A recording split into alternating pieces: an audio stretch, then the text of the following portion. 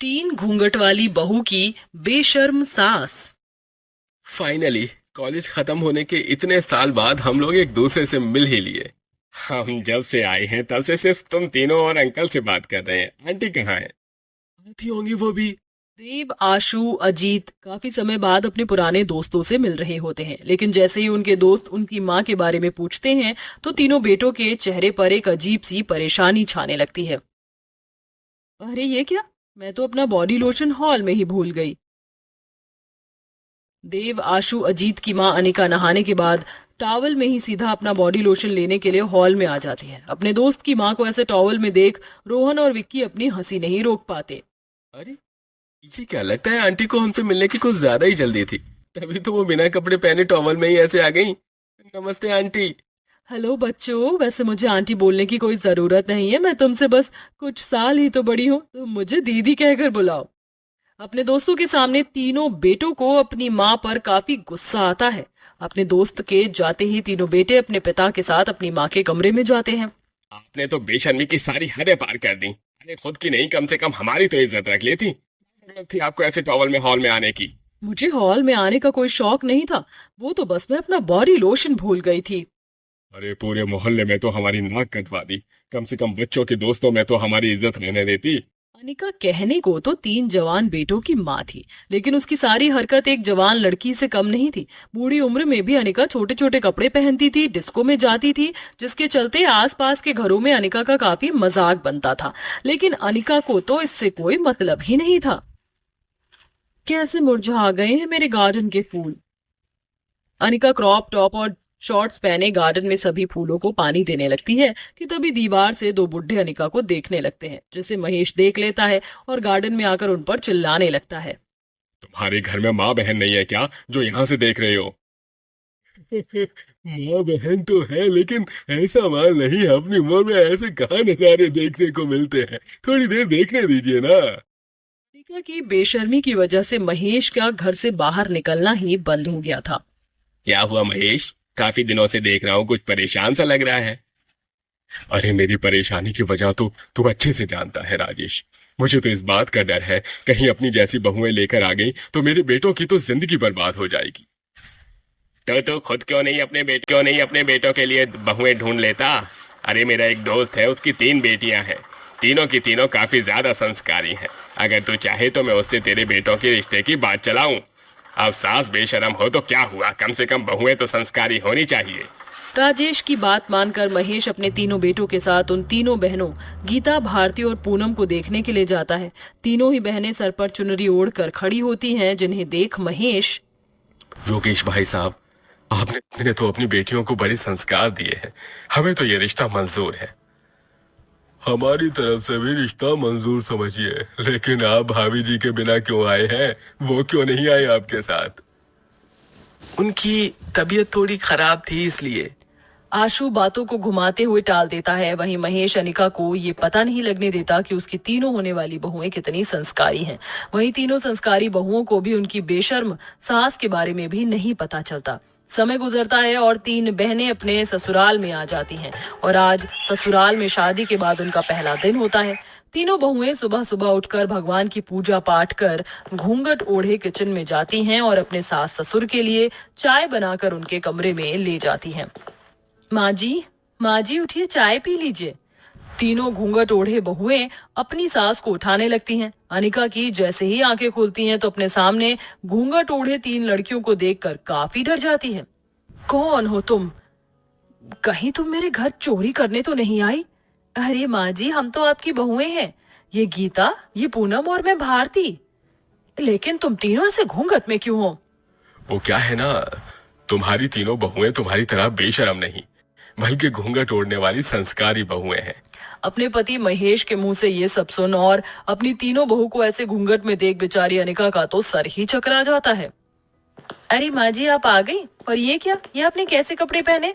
लगता है आपने किसी बच्चे का टॉप पहन लिया है। गंवार, ये बच्चे का टॉप नहीं बल्कि क्रॉप टॉप है और आजकल सब यही पहनते हैं। लेकिन माँ जी, ऐसे कपड़े पहनते हैं तो हमने सिर्फ बच्चों को देखा है और जहाँ तक हम जानती हैं आप तो बच्ची नहीं हो, तो आपने ऐसे कपड़े क्यों पहने हैं? गीता का जवाब सुन जहां महेश और उसके तीनों बेटे हंसने लगते हैं, वहीं अनिका मुंह बनाकर बाहर चली जाती है। जब से बेशर्म सास के घर पर उसकी तीनों संस्कारी घूंघट ओढ़ने वाली बहुएं आई थीं, तब से मोहल्ले में एक अजीब सी चहल पहल मच गई थी। अरे देखो देखो, ये वही तीनों अनिका की घूंघट ओढ़ने वाली बहुएं हैं। मैंने तो सुना था कि आजकल की बहुएं मॉडर्न बेशरम और सास संस्कारी होती है, लेकिन यहाँ तो इनके घर उल्टी गंगा बह रही है। बहुएं घूंघट वाली और सास ऐसे छोटे छोटे कपड़े पहनने वाली बेशर्म। अपनी सास के बारे में ऐसी बातें सुन तीनों घूंघट वाली बहुओं को काफी बुरा लगता है, जिसके चलते वो तीनों अपनी सास को समझाने की काफी कोशिश करती हैं। अरे माँ जी, आज फिर आप दोबारा ऐसे कपड़ों में बाहर जा रही हैं। कम से कम अपना नहीं तो घर वालों के बारे में तो सोचिए। पता भी है आस पड़ोस की औरतें किस तरह से बातें करती हैं आपके बारे में। लोग क्या कहते हैं मुझे इससे कोई भी मतलब नहीं है। मेरा जो मन करेगा मैं वो पहनूंगी, समझी तुम तीनों।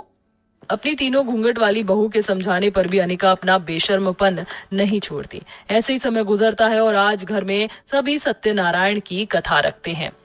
सबने तो आरती कर ली, लेकिन अनिका जी कहाँ हैं? उन्हें भी बुला लीजिए, वो भी आरती कर लेंगी। पंडित जी, वो पूनम इससे पहले कुछ बोले अनिका रिप्ड जीन्स और मिनी टॉप पहनकर सबके सामने पूजा में आती है।